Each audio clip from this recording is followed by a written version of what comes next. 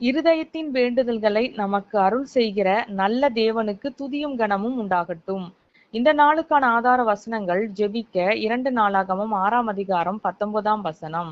என் தேவனாகிய கர்த்தாவே, உமது அடியேன் உமது சந்நிதியில் செய்கிற விண்ணப்பத்தையும் மன்றாட்டையும் கேட்டு உமது அடியேனுடைய விண்ணப்பத்தையும் வேண்டுதலையும் திருவுள்ளத்தில் கொண்டருளும்.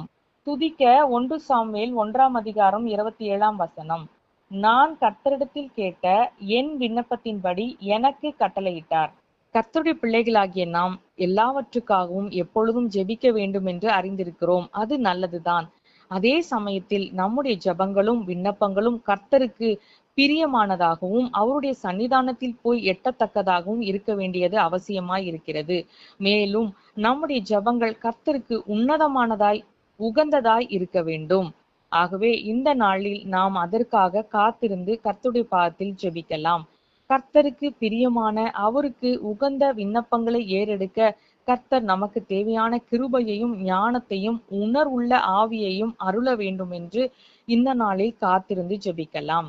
துதிக்க வேண்டியது நாம் எப்பொழுதெல்லாம் நம்முடைய இருதயத்தின் வாஞ்சையை வெளிப்படுத்தி கர்த்தரிடத்தில் விண்ணப்பம் செய்கிறோமோ அப்பொழுதெல்லாம் நம்முடைய வேண்டுதல்களை கேட்டு கர்த்தர் நமக்கான நன்மைகளை அருள நம் மீது இரக்கமும் தயவும் கிருபையும் உள்ள நல்ல தேவனாய் இருக்கின்றபடியால் அவரை நாம் மனதார நன்றியோடு ஸ்தோத்தரிக்கலாம்.